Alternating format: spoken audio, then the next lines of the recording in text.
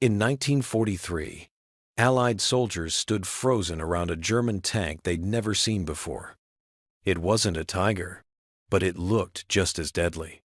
They had captured one of Hitler's newest weapons, the Panther.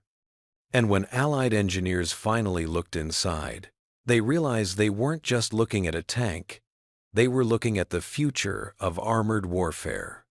The Panther made its terrifying debut at the Battle of Kursk, the largest tank battle in history. Allied intelligence called it a Tiger's little brother. But that was a mistake. The Panther was faster, smarter, and its gun could destroy any Allied tank before they even got close. One British officer later wrote, "When you heard its engine, you prayed it wasn't looking at you." But prayer wasn't enough. When Allied forces finally captured a Panther in working condition, they couldn't believe what they found.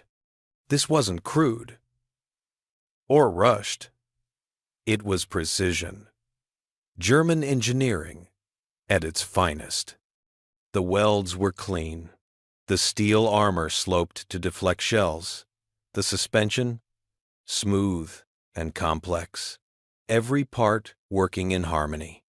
Everything about it screamed efficiency, elegance, and danger. One U.S. engineer wrote, "It's as if they built a tank for an army of mechanics." But that wasn't the shocking part.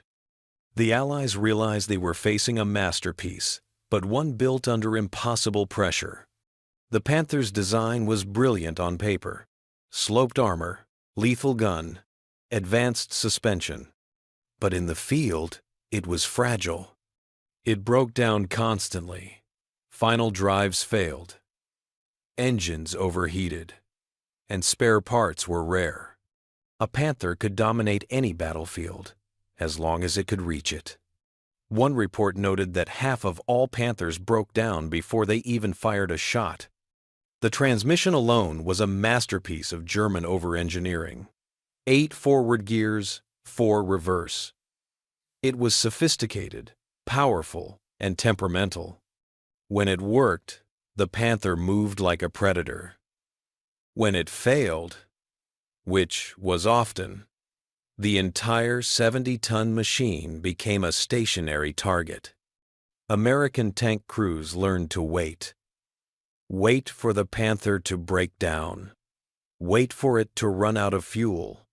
Wait for German logistics to collapse under the weight of its own ambition. But even so, the Allies were stunned. This tank had ideas that would define the next generation of warfare. The engineers documented everything: measurements, angles, metallurgy. They tested the armor with captured German ammunition and their own shells. They photographed every rivet, every weld seam, every innovation. What they discovered went far beyond simple mechanics.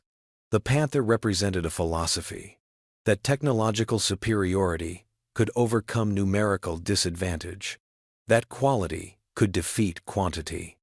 It was a gamble Germany was losing, until they saw what was hidden inside the design philosophy itself.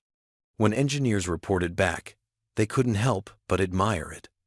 The sloped armor, the wide tracks, the balance of firepower and mobility. Many of these features would later appear in American and Soviet designs. The M-26 Pershing, the Soviet T-44, even the future M-48 and M-60 tanks. In many ways, the Panther changed tank warfare forever. Even though Germany lost, its design philosophy lived on in almost every modern tank that came after.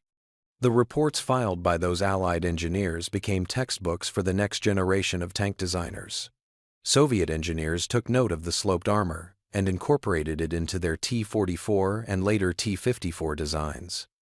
American engineers studying the Panther's gun stability and optical systems integrated similar concepts into the M-26 Pershing and beyond.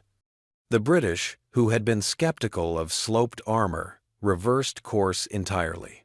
The Centurion tank, which would serve for decades, bore the unmistakable influence of Panther design principles.